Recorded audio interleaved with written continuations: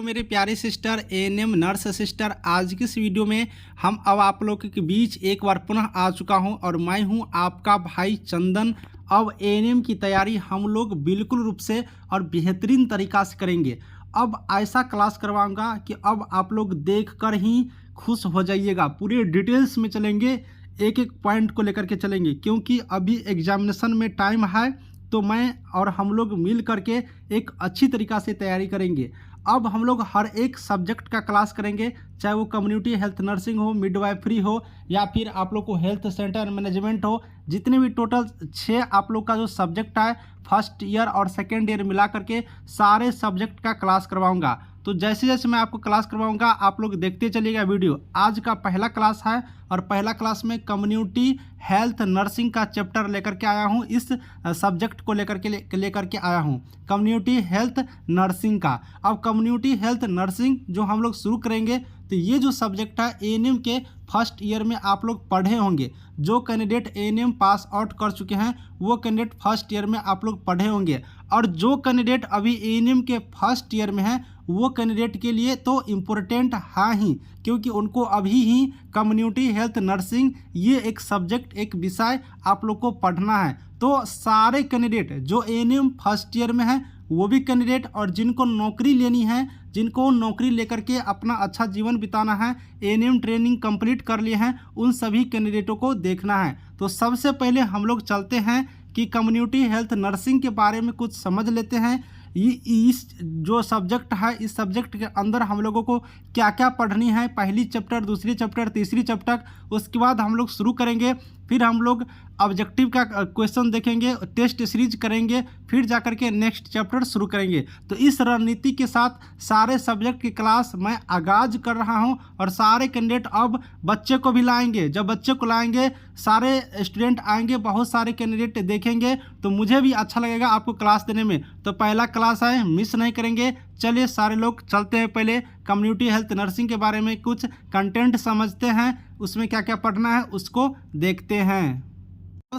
तो मेरी प्यारे सिस्टर, अब हम लोग आ चुके हैं यहाँ पर, और यहाँ पर सबसे पहले हम लोग को देख लेना है कि कम्युनिटी हेल्थ नर्सिंग का ये जो चैप्टर हम लोग पढ़ाई करेंगे, इसमें हम लोगों को पढ़ना क्या क्या है, कौन सी टॉपिक पढ़ना है, कौन सी चैप्टर पढ़ना है, टोटल कितने चैप्टर पढ़ना है, इन सारे चीज़ों को हम लोग यहाँ से एक एक करके देखेंगे। तो चलिए कितने चैप्टर पढ़ना है उन चीज़ों को देख लेते हैं। सबसे पहले जो हम लोग का पहला चैप्टर पढ़ेंगे वो स्वास्थ्य की अवधारणा, कॉन्सेप्ट ऑफ हेल्थ पढ़ेंगे। इस कम्युनिटी हेल्थ नर्सिंग चैप्टर के सब्जेक्ट के अंतर्गत सबसे पहला चैप्टर कौन सा रहने वाला है, तो स्वास्थ्य की अवधारणा, कॉन्सेप्ट ऑफ हेल्थ पढ़ेंगे।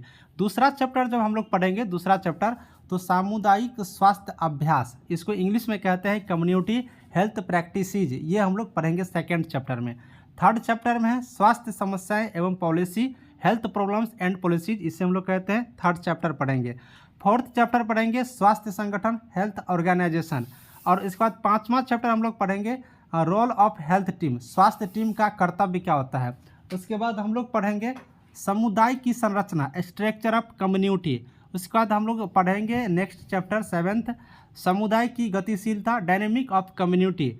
आठवां चैप्टर हम लोग पढ़ेंगे समुदाय की आवश्यकता का निर्धारण, कम्युनिटी नीड असाइनमेंट, ये पढ़ेंगे। उसके बाद यहाँ पर नाइन्थ चैप्टर जो हम लोग पढ़ने वाले हैं वो संप्रेषण की विधियाँ और माध्यम पढ़ेंगे, और इसमें पढ़ेंगे 10वां में परामर्श यानी कि काउंसलिंग परामर्श के बारे में। और नेक्स्ट जो हम लोग का लास्ट रहेगा इस बुक का, इस सब्जेक्ट का, समुदाय आधारित पुनर्वास यानी कि कम्युनिटी बेस्ड रिहेबिलिटेशन यहाँ पर पढ़ेंगे। इसका स्पेलिंग लिखने में थोड़ा सा गड़बड़ हो गया है, तो समुदाय आधारित पुनर्वास यहाँ पर हम लोग पढ़ेंगे। तो इस तरह से मेरी प्यारी सिस्टर, टोटल हम लोग को इस कम्युनिटी हेल्थ जो ये नर्सिंग ये जो सब्जेक्ट है, इस सब्जेक्ट के अंतर्गत टोटल हम लोग को कितना सब्जेक्ट, कितने टॉपिक को पढ़ना है, तो टोटल 11 टॉपिक को, 11 चैप्टर को हम लोग को पढ़ना है। तो आज जो हम लोग शुरू कर रहे हैं वो आपको पहला चैप्टर शुरू करेंगे, और उसका जो जो यहाँ पर जो हम लोग पढ़ने वाले हैं डिटेल्स में उसको देखेंगे, फिर हम लोग इसी तरह से टोटल 11 चैप्टर को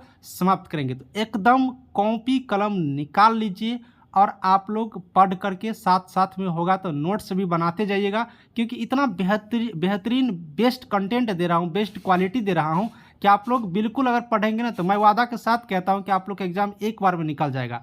और जो फर्स्ट ईयर वाले हैं वो अपने एग्ज़ाम में, जो उसका एनुअल एग्ज़ाम होता है, वार्षिक एग्ज़ाम, तो वो फर्स्ट ईयर का फाइनल एग्जाम में भी वो लोग इसी टॉपिक से क्वेश्चन आएंगे। 100% आप लोग लिख लीजिए जहाँ पर लिखना है, और इसी में से आप लोग को क्वेश्चन आने वाले हैं।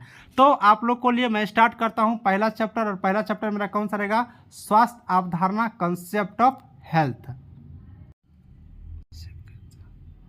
मेरी प्यारे सिस्टर, हम लोग का पहला चैप्टर कौन सा था?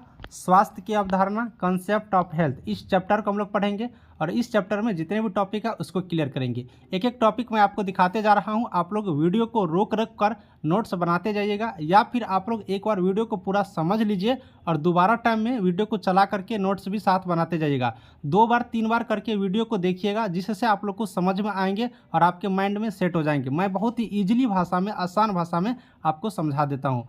सबसे पहले स्वास्थ्य की अवधारणा, यानी कि स्वास्थ्य की अवधारणा क्या है? कंसेप्ट ऑफ हेल्थ, यानी कि हेल्थ का कॉन्सेप्ट क्या है? स्वस्थ रहने का, हेल्दी रहने का, स्वस्थ रहने की क्या उसका अवधारणा है, उसका क्या कॉन्सेप्ट है, कैसे हम लोग स्वस्थ रह सकते हैं, स्वस्थ रहने के लिए और क्या क्या चीज़ों को यहाँ पर ध्यान रखना पड़ता है। इन सारी चीज़ों के बारे में जो हम लोग पढ़ते हैं उसी को हम लोग कहेंगे कॉन्सेप्ट ऑफ हेल्थ, यानी कि स्वास्थ्य की अवधारणा। स्वास्थ्य से रिलेटेड हर पॉइंट को पढ़ेंगे। अब स्वास्थ्य से रिलेटेड पढ़ेंगे तो हम लोग अगर बुक की भाषा में अगर देखें, एक टेक्निकली नॉलेज बात करें, क्योंकि टेक्निकल नॉलेज से अगर रिलेटेड हम लोग करते हैं, और स्वास्थ्य का डेफिनेशन देखते हैं, परिभाषा देखते हैं, तो स्वास्थ्य का जो डेफिनेशन है, परिभाषा जो है, विश्व स्वास्थ्य संगठन के अनुसार से यहाँ पर दिया गया है। अब यहाँ पर विश्व स्वास्थ्य संगठन के अनुसार से स्वास्थ्य की परिभाषा दिया गया है। अब आप लोग के माइंड में आया होगा कि ये विश्व स्वास्थ्य संगठन क्या है। अब देखिए, विश्व स्वास्थ्य संगठन को अगर हम लोग कहेंगे तो इंग्लिश में इसे कहते हैं वर्ल्ड, है ना, इंग्लिश में कहते हैं world health organisation, world health organisation. तो हम आपको सबसे पहले विश्व स्वास्थ्य संगठन के बारे में कुछ बता देते हैं उसके बारे में, क्योंकि विश्व स्वास्थ्य संगठन को WHO हिंदी में इंग्लिश में कहा जाता है शॉर्टकट में वर्ल्ड हेल्थ ऑर्गेनाइजेशन, और इससे बहुत सारे क्वेश्चंस आते हैं। तो पहले हम आपको विश्व स्वास्थ्य संगठन के बारे में समझा देता हूं, फिर आगे चलेंगे कि ये क्यों बनाया गया, ये किसके लिए बनाया गया, कब से बनाया गया,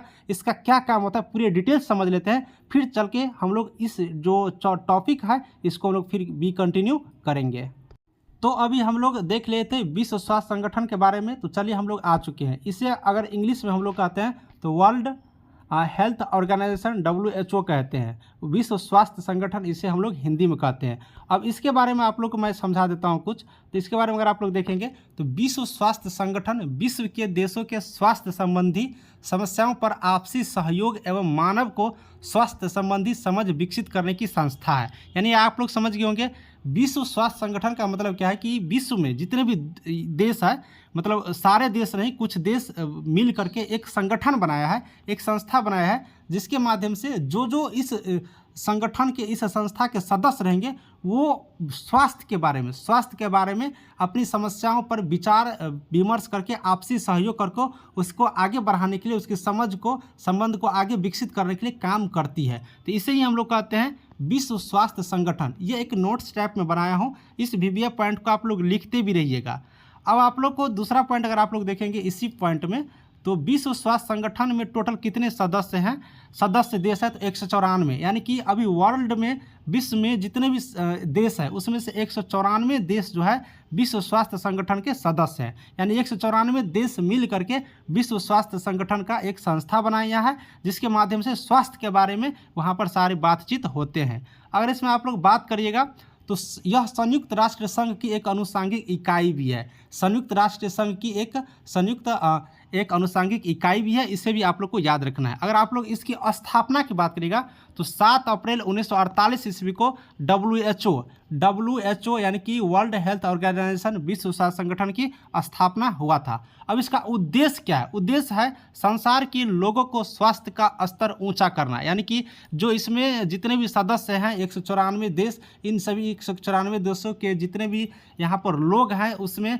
उसको स्वास्थ्य के जो स्तर है उसको ऊंचा करना और ऊपर तक ले जाना इन लोगों का उद्देश्य होता है, ये संगठन का मकसद होता है। अब बात करिएगा इसकी मुख्यालय क्या है, तो WHO का मुख्यालय स्विट्जरलैंड के जिनेवा शहर में स्थित है। तो आप लोग को यहाँ से क्या क्या याद रखना है, WHO की मुख्यालय कहाँ है, तो स्विट्जरलैंड में, और किस शहर में, तो जिनेवा शहर में। अब इसकी स्थापना कब हुआ था, तो 7 अप्रैल 1948 को हुआ था। इसमें कितने देश का सदस्य है, तो 194 देशों का सदस्य है। इन 3 पॉइंट को आप लोग बिल्कुल रूप से हमेशा याद रखिएगा, क्योंकि कभी भी क्वेश्चन यहाँ से पूछे जा सकते हैं। आप लोग यहाँ से समझ गए विश्व स्वास्थ्य संगठन क्या है, इसकी स्थापना कब हुआ था, इसकी मुख्यालय कहाँ पर है और ये क्यों बनाया गया है, उद्देश्य भी इसका समझ गए। तो इसी के अनुसार से स्वास्थ्य का परिभाषा इस तरह से दिया गया है। स्वास्थ्य किसे कहते हैं, इसके अनुसार से इस तरह से इसको परिभाषित किया गया है। स्वास्थ्य पूर्ण रूप से शारीरिक, मानसिक एवं सामाजिक स्वास्थ्यता की एक अवस्था है, न कि केवल बीमारी की या कमजोरी की अनुपस्थिति होना। यानी कहने का मतलब है कि स्वास्थ्य जो है एक शारीरिक, मानसिक एवं सामाजिक स्वस्थता की एक अवस्था है। हम लोग जब बीमार होते हैं तो सिर्फ उससे ही यहाँ पर स्वस्थता नहीं कहेंगे। बीमार नहीं रहते हैं तो हम लोग क्या कहते हैं, स्वस्थ है।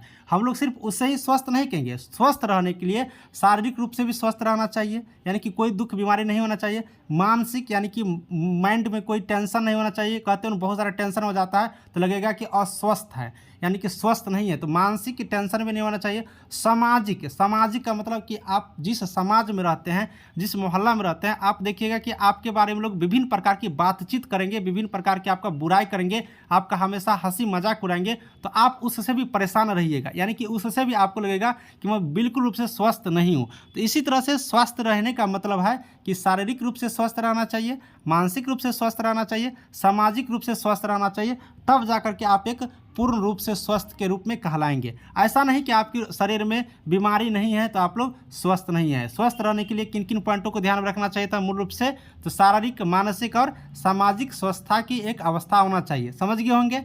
चलिए अब हम लोग देखते हैं कि स्वास्थ्य की अन्य परिभाषा। स्वास्थ्य का अगर बात करेंगे तो कोई और भी परिभाषा से, कोई और भी चीज़ों से हम लोग देख सकते हैं।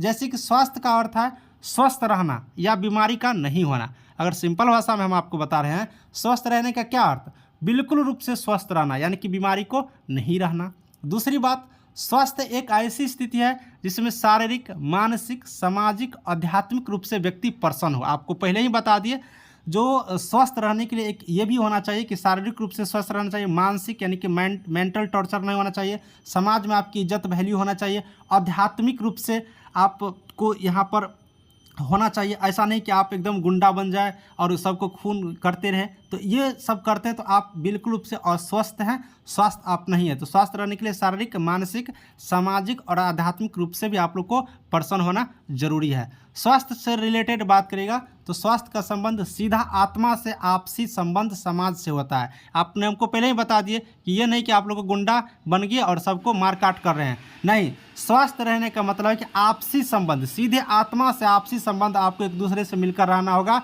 समाज में एक दूसरे से मिलकर रहना होगा, तब जाकर के आप स्वास्थ्य कहलाएंगे। स्वास्थ्य एक व्यक्तिगत जिम्मेदारी है जिसमें व्यक्ति स्वयं को स्वस्थ रखता है। अब देखिए, स्वास्थ्य एक ऐसे चीज़ है जो व्यक्तिगत जिम्मेदारी भी रखती है, जो खुद को क्या करती है, स्वस्थ रखती है। स्वास्थ्य जीवन का एक आवश्यक गुण है जो सभी को जीवन जीने से सहायता करता है। और एक चीज़ हम आपको दिखा देते हैं, स्वास्थ्य जीवन जीने का एक तरीका है जिसे जीने के लिए स्वस्थ रखने का उपायों का ज्ञान होना चाहिए, जैसे व्यायाम, खान पान, सही आदतें। यानी कि अगर हम लोग स्वास्थ्य की बात करें तो बहुत सारे पॉइंट को कवर यहाँ पर करता है। आप लोग से पूछे जाएंगे स्वस्थ रहने के लिए क्या क्या चीज़ की जरूरत पड़ता है, तो आप लोग को बताना है कि स्वस्थ रहना, बीमारी को नहीं रहना, शारीरिक रूप से, मानसिक रूप से, सामाजिक रूप से, आध्यात्मिक रूप से प्रसन्न रहना, हैप्पी रहना। उसके बाद बात करिएगा तो आत्मा से आपसी संबंध होना, समाज से मिलकर रहना। उसके बाद एक व्यक्तिगत जिम्मेदारी के रूप में आप लोग को खुद से स्वस्थ रहना। उसके बाद अगर बात करिएगा तो इसमें एक आवश्यक गुण है जो सभी को जीवन जीने की सहायता करता है, यानी कि जीवन जीने के लिए एक आध्यात्मिक रूप से आप लोग को रहना। ये सारी चीज़ अगर आपके पास है तो आप क्या है, एक स्वास्थ्य व्यक्ति हैं, एक स्वास्थ्य हैं। तो आपने समझ गए कि स्वास्थ्य के लिए किन किन चीज़ों को ध्यान में रखना होता है और क्या क्या चीज़ इसमें आते हैं। अब स्वास्थ्य की माप हम लोग पढ़ते हैं, डायमेंशन, इसकी डायमेंशन ऑफ हेल्थ। स्वास्थ्य की माप क्या क्या हो सकता है, तो ये चीज़ मैं आपको ऊपर ही पढ़ाया है, उसी को मैं यहाँ पर पॉइंट टेबल लिख दिया हूँ। स्वास्थ्य की माप अगर आपसे पूछते हैं तो आप लोग बिल्कुल रूप से इन पॉइंट को कवर कर सकते हैं, शारीरिक रूप से, मानसिक रूप से, आध्यात्मिक रूप से और सामाजिक रूप से। अगर आप लोग इन पॉइंटों पर कवर करते हैं तो ये स्वास्थ्य की माप है, डायमेंशन है। आप लोग से जब एग्जाम में पूछे जाते हैं ऑब्जेक्टिव टाइप के क्वेश्चन आपकी नौकरी वाले एग्जाम में, तो आप लोग से पूछे जाएंगे स्वास्थ्य का माप यानी कि डायमेंशन ऑफ हेल्थ, स्वास्थ्य का माप क्या क्या होना चाहिए, तो शारीरिक, मानसिक, आध्यात्मिक, सामाजिक। अगर ये पॉइंट है तो आप लोग इन्हीं में से कोई आपके आंसर एक रहेंगे। तो इस तरह से आप लोग को बनाना है। नेक्स्ट देखेंगे स्वास्थ्य का निर्धारण, यानी कि हम लोग स्वास्थ्य का निर्धारण कैसे करते हैं इसके बारे में। अगर कोई पूछ दे कि स्वास्थ्य का निर्धारण कैसे करें, डिटर्मिनेशन ऑफ हेल्थ, तो स्वास्थ्य का जो हम लोग निर्धारण करते हैं तो इन पॉइंटों को ध्यान में रख करके, सामाजिक वातावरण, सोशल इन्वायरमेंट, व्यवहार, आपका बिहेव कैसा है, शारीरिक वातावरण कैसा है, फिजिकल इन्वायरमेंट। उसके बाद अगर आप लोग बात करेंगे तो बायोलॉजिकल यानी कि जैविक, और पॉलिसी और वातावरण। इसके साथ ही दोस्तों ये सारे पॉइंट आप लोग को स्वास्थ्य का निर्धारण करता है। एक बार मैं पुनः बताता हूँ, स्वास्थ्य का निर्धारण यानी कि हम लोग कैसे स्वास्थ्य है इसका निर्धारण कैसे करेंगे, तो सामाजिक वातावरण यानी कि आपके समाज में किसी तरह से भेदभाव, सोशल इन्वायरमेंटल अच्छा होना चाहिए, तो आप ये स्वास्थ्य का एक निर्धारण करता है। व्यवहार, आपका बिहेव जो है वो अच्छा होना है, कहते हो ना कि इसका बिहेवियर अच्छा नहीं है, इसका व्यवहार अच्छा नहीं है, तो ये भी आपके साथ होना चाहिए, ये स्वास्थ्य को निर्धारण करता है, एक ये डायमेंशन होता है। इसके बाद आप लोग बात करेगा तो शारीरिक वातावरण, आपकी फिजिकल इन्वायरमेंटल अच्छा होना चाहिए, शारीरिक रूप से बिल्कुल रूप से अच्छे होना चाहिए, बायोलॉजिकल रूप से अच्छा होना चाहिए, जैविक अच्छा होना चाहिए, पॉलिसी और वातावरण है इसमें आप लोग को सक्षम होना चाहिए। अगर इन सारी चीज़ों को जहाँ पर देखते हैं तो समझिए ये सारी चीज़ जो है, ये सारे जो पॉइंट है वो स्वास्थ्य का क्या करता है, निर्धारण करता है। तो मेरी प्यारी सिस्टर, मैं छोटा छोटा क्लास लूँगा क्योंकि आप लोग के पास टाइम भी कम होता है और बहुत सारे सब्जेक्ट पढ़ना होता है, इसलिए छोटा छोटा क्लास लेकर के हर टॉपिक को, हर चैप्टर को खत्म करेंगे। इस क्लास को हम यहीं पर खत्म करते हैं। देखिए यहाँ से आप लोग को क्या क्या क्वेश्चन पूछे जाएंगे फिर से बता देता हूँ। कहेगा स्वास्थ्य का निर्धारण किन किन चीज़ों को देखकर किए जाते हैं, किन किन बातों को ध्यान में रखकर किए जाते हैं, तो इन सारे पॉइंट में से अगर आपके कोई ऑप्शन आते हैं तो आप लोग आराम से टिक लगा दीजिएगा, सही हो जाएगा। 4 पॉइंट यहाँ पर आपको दिखाया हूँ। स्वास्थ्य का माप यानी कि डायमेंशन ऑफ हेल्थ यानी कि स्वास्थ्य का माप किस किस से होता है, इन चारों पॉइंट आप लोग को याद रखना है। और यहाँ पर स्वस्थ रहने के लिए क्या क्या चीज़ की जरूरत होता है, ये 6 पॉइंट मैंने आपको बताया, इन 6 पॉइंट को आप लोग को याद रखना है। साथ ही स्वास्थ्य से संबंधित जो परिभाषा दिया था वो विश्व स्वास्थ्य संगठन दिया है, जिसके बारे में मैंने आपको बताया हूँ। तो इन्हीं सारे पॉइंटों को अगर आप लोग ध्यान से याद रखते हैं तो मैं वादा के साथ कहता हूँ आपको एग्जामिनेशन में किसी भी प्रकार के कोई भी क्वेश्चन आपसे नहीं छूटेंगे। प्यारे सिस्टर, आपको ये क्लास कैसा लगा बिल्कुल रूप से बताइएगा, और नेक्स्ट क्लास आपको कब चाहिए ये भी बताइएगा, मैं जल्दी ही लेकर के आऊँगा वैसे। और आप लोग भी कमेंट करके थोड़ा सा बताइएगा, तो मुझे भी लगता है कि नहीं आप लोग को ज़रूरत है, तो हम भी जल्दी जल्दी आपके लिए क्लास लाते रहेंगे। छोटा छोटा क्लास लिया हूँ, धीरे धीरे और आगे क्लास करेंगे, टाइमिंग बढ़ाएंगे। अभी छोटा छोटा रहने दीजिए क्योंकि मेरे पास भी थोड़ा सा टाइम का इशूज़ होता है। जहाँ पर समझ में नहीं आएंगे वो टॉपिक कमेंट करिएगा, नेक्स्ट वीडियो में जब लाऊँगा तो उसमें उस टॉपिक को फिर से आपको एक बार कवर कर दूँगा। चलिए वीडियो को समाप्त करता हूँ। Thank you.